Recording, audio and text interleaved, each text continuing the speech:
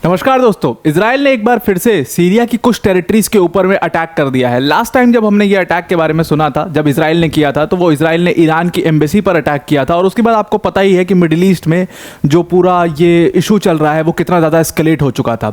एक बार फिर से इजराइल ने वही काम किया है। इजराइल ने कई सारी टेरिटरीज जो हैं सीरिया की, उनको एयर स्ट्राइक किया है। रिपोर्ट्स आ रही है और उसमें कई लोगों की जान भी गई है। यहाँ तक कि अभी तक कोई फाइनल नंबर नहीं आ पाया है किसी भी अथॉरिटी की तरफ से कि कितने लोगों की इसमें जान गई है।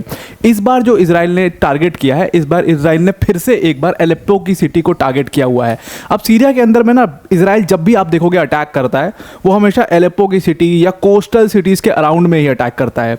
और इसीलिए ये कहा जाता है कि जो एरिया गवर्नमेंट के अंदर में है, मतलब कि सीरियन गवर्नमेंट के अंदर में है, मतलब कि बशर अल असद प्रेसिडेंट के अंदर में है जो भी एरियाज, वहाँ पर इजराइल लगातार स्ट्राइक करता रहता है। और एक्सपर्ट्स का मानना यह है कि पीछे से यूएस जो है वो इजराइल को बैक करता है और जानबूझ करके उन एरियाज में अटैक करने को कहता है। बिकॉज अगर आप देखो तो इजराइल का टारगेट क्या है यहाँ पर? इजराइल का टारगेट वो ग्रुप्स है या वो आतंकवादी संगठन हैं जो कि सीरिया में शरण लिए हुए हैं, जिनमें सबसे प्रमुख है हिजबुल्ला। तो हिजबुल्ला तो कहते हैं कि कुर्दिश फोर्सेस का जो टेरिटरी है वहाँ पर भी कई सारे हाइडआउट्स हैं हिजबुल्ला के हाइडआउट्स और भी जो टेरिटरी है वाईपीपी के पास, वहाँ पर भी हैं। तो वहाँ पर अटैक क्यों नहीं होता है? बार बार ये अटैक जो है कोस्टल सिटीज़ या वो जगह जो सीरियन गवर्नमेंट के अंदर में है, जो सीरियन गवर्नमेंट जिनको कंट्रोल कर रही है, वहीं पर इजराइल का अटैक क्यों होता है? ये एक बहुत बड़ा सवाल है। अब यहाँ पर जो अटैक हुआ है, ये कहा जा रहा है कि पिछले हफ्ते में दूसरा अटैक है जो इजराइल ने किया है। और इजराइल के अलावा अगर इस पूरे मामले को देखें तो हमें पता है कि हमने परसों ही डिस्कस किया था काफ़ी डिटेल में कि टर्किश ड्रोन्स ने भी अटैक किया है टेरिटरी पर सीरिया की। और यहाँ पर टर्किश ड्रोन ने यूएस बैक्ड फाइटर्स जो कि वो फोर्सेस हैं, कुर्दिश फोर्सेस हैं, उनको अटैक किया है टर्की ने। अब यहाँ पर आप देखो कितना कॉम्प्लेक्स ये पूरी सिचुएशन हो गई है। एक तरफ टर्की है और टर्की और यूएस दोनों नेटो मेंबर्स हैं, बल्कि यूएस जो है वो टर्की को सपोर्ट करता है इसमें। टर्की के साथ शुरू में यूएस ने सीरिया में कई सारे ऑपरेशंस किए थे, एकदम जॉइंट ऑपरेशंस किए थे। और उसके बाद आप देखिए किस तरीके से यूएस जो है यहाँ पर कुर्दिश फोर्सेस को सपोर्ट करने लगता है। और वो कुर्दिश फोर्सेस जो है वो कुर्दिस्तान बनाना चाहते हैं। और टर्की को ऑब्वियसली उससे प्रॉब्लम होगा क्योंकि टर्की की बहुत सारी टेरिटरी कुर्दिस्तान में आ रही है। तो अब टर्की जो है वो उन कुर्दिश फोर्सेस को मार रहा है जिनको यूएस सपोर्ट कर रहा है। तो आप समझ सकते हो कि खुद में कितनी कॉम्प्लेक्स सिचुएशन है। हालांकि इस पूरे वीडियो के अंदर मैंने काफ़ी डिटेल में समझाया है कि एक्चुअल में सीरिया का असल इशू क्या है। मैं डिस्क्रिप्शन में आपको उस वीडियो का लिंक दे दूंगा, आप जरूर से इस वीडियो को एक बार गो थ्रू कर लीजिएगा। तो आपको एक्चुअल प्रॉब्लम सीरिया की है क्या, कहाँ से स्टार्ट हुई, कहाँ पर एंड हो रही है, ये प्रॉब्लम खत्म होने का नाम क्यों नहीं ले रही है, या सारे आतंकवादी संगठनों के लिए सीरिया इतना सेफ हेवन क्यों है, ये सब कुछ मैंने उस वीडियो में समझाया। उसको आप जरूर से एक बार देख लीजिएगा।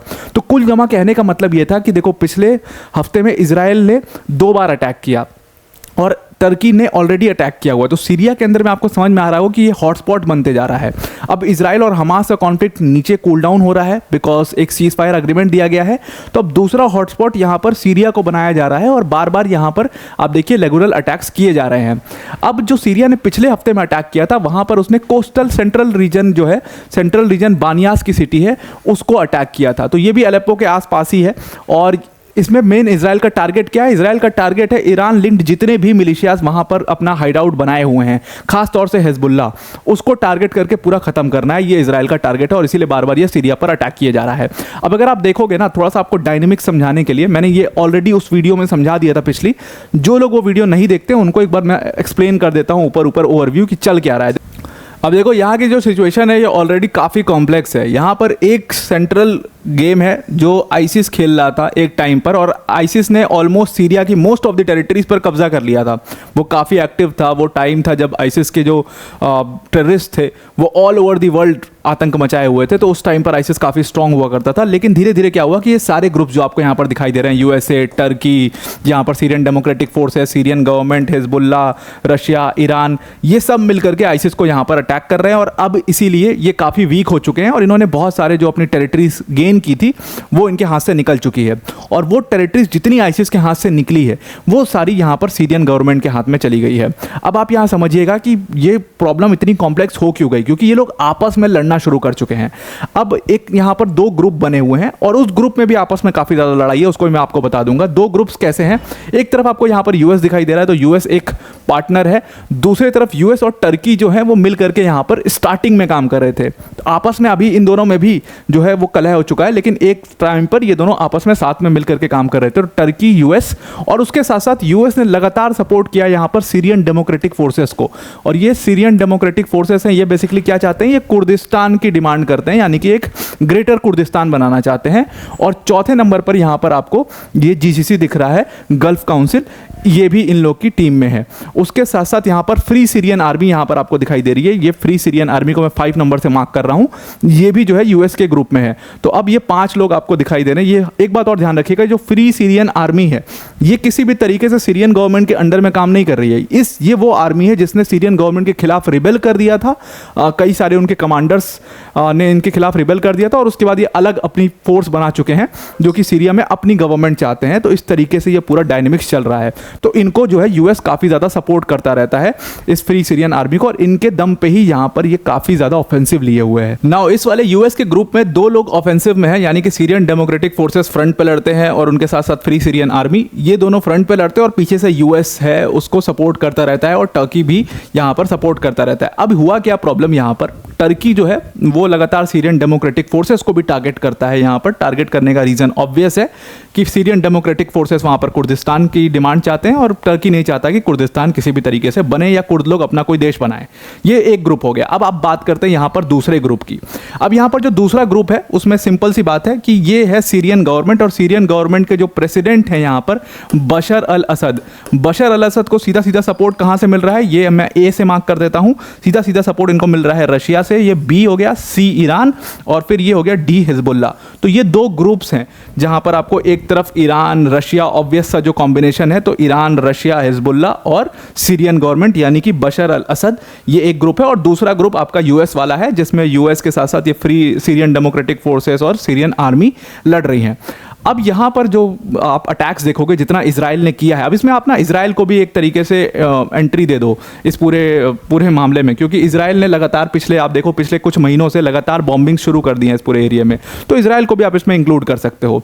तो अब आप देखो जितना भी एरिया को टारगेट किया इजराइल ने, ये नेसेसरीली वो एरिया है जहाँ पर बशर अल असद का कब्जा है, यानी कि सीरियन गवर्नमेंट का कब्जा है। और इसीलिए आप देखो यहाँ पर एलेप्पो पे टारगेट होता है या टाटस पर टारगेट होता है, क्योंकि ये एरियाज या डमास्कस के आसपास ये टारगेट्स होते हैं, क्योंकि ये जो पूरा एरिया है जो आप ग्रेइश में देख रहे हो, ये पूरा एरिया एक्चुअल में सीरियन गवर्नमेंट कंट्रोल करता है, यानी कि बशर अल असद कंट्रोल करते हैं।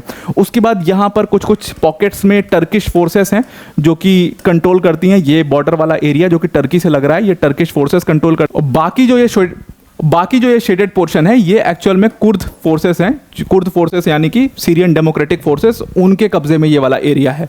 तो अब टर्की अगर अटैक करेगा तो वो कैम्शली की सिटी पर अटैक करेगा, कुर्द का जो एरिया है देर ए ज़ोर की सिटी पर अटैक करेगा, यहाँ पर अटैक करेगा। दूसरी तरफ वाला ग्रुप यानी कि यूएस, इजराइल, ये लोग अटैक करेंगे तो ये हमेशा टारगेट किसको करेंगे, हमेशा एलेप्पो को टारगेट करेंगे या टाटस को टारगेट करेंगे। तो ये कुछ वहाँ की डायनेमिक्स, आई होप आपको ये पूरी डायनेमिक्स समझ में आ गई होगी। और इजराइल क्यों ऑब्वियसली एलेप्पो पे टारगेट करता है बार बार, उसका रीजन आपको समझ में आ गया होगा। एलेप्पो एक तरीके से ना हॉट स्पॉट है ईरान बैक्ड फाइटर्स के लिए, क्योंकि सीरियन डेमोक्रेटिक फोर्सेस के जो स्ट्रॉन्ग ग्राउंड्स हैं वो एक्चुअल में एलेप्पो और डमास्कस हैं। ये दोनों बहुत स्ट्रॉन्ग ग्राउंडेड है सीरियन गवर्नमेंट के। और एलेप्पो क्योंकि इस रीजन में है तो Syrian Democratic Forces are pushing hard to capture this area. Turkey is also pushing hard to capture this Aleppo, और इसीलिए बार बार आपको ये एयर स्ट्राइक्स देखने को मिलती हैं इस शहर के अराउंड में। आई होप आपको ये पूरा आर्टिकल समझ में आ गया। और वीडियो को एंड करने से पहले एक बहुत बड़ी अनाउंसमेंट अनअकैडमी टीम की तरफ से। देखो अनअकैडमी टीम ने इस बार यूपीएससी सीएससी 2023 के रिजल्ट्स में 300 से भी ज़्यादा सिलेक्शंस दिए हैं, जिसमें हमारे all India rank 1 Aditya Srivastava sir भी हमारे ऑनलाइन प्लेटफॉर्म के ही लर्नर थे। तो ये जो हमारी सक्सेस है इसको हम मिल करके अपने वर्ल्ड अफेयर्स के ऑडियंस के साथ सेलिब्रेट करना चाहते हैं। इसीलिए हमने बिगेस्ट एवर प्राइस ड्रॉप किया है यूपीएससी सीएससी की सब्सक्रिप्शन फीस में। यूपीएससी सीएससी की सब्सक्रिप्शन अगर आप लेते हो, ये ऑफर आप लिमिटेड टाइम के लिए 50% तक का डायरेक्ट ऑफ आपको मिल जाएगा। सिंपली आपको क्या करना है, जहां पर यूज कोड का ऑप्शन आएगा वहां पर आपको APYT10 यूज करना है, आपको फिर ये 50% ऑफ ये ऑफर मिल जाएगा। हमारे जो कोर्सेस हैं वो ऑलमोस्ट 2000 रुपीज़ से स्टार्ट हैं, काफ़ी अफोर्डेबल कोर्सेस हैं। और आप देख ही रहे हो कि इन कोर्सेस में आपको Prateek Nayak sir, Mrinal sir, Siddharth sir, Sudarshan sir, Madhukar sir जैसी फैकल्टीज़ यहाँ पर आपको पढ़ा रही होंगी। 2 बैचेस हैं इसमें। एक इंग्लिश मीडियम का बैच है जिसका नाम है हारम, वो 31 मई से ऑलरेडी स्टार्ट हो चुका है। दूसरा हमारा सिर्फ और सिर्फ इंग्लिश मीडियम वाला बैच है ट्रायम्फ, जिसमें सरमद सर और चेतन सर जैसी फैकल्टीज़ पढ़ाएंगी। वो 8 जून से स्टार्ट हो रहा है। तो ये दोनों बैचेस के बारे में कंप्लीट डिस्क्रिप्शन में डिटेल्स दिए हुए हैं, उस पर जाकर के आप चेक कर लेते हो। एक बात जरूर याद रखना, 50% अगर अगर आपको ऑफ चाहिए तो आप APYT10 यहाँ पर यूज कोड का जहाँ पे ऑप्शन आएगा वहाँ पर यूज कर लीजिएगा। तो आई होप आपको ये पूरा सीरिया का आर्टिकल समझ में आ गया होगा, क्यों इजराइल अटैक कर रहा है लगातार सीरिया में, पिछले हफ्ते में 2 बार क्यों अटैक कर दिए, ये समझ में आ गया होगा। तो आज के लिए इतना ही। Thank you and have a nice day.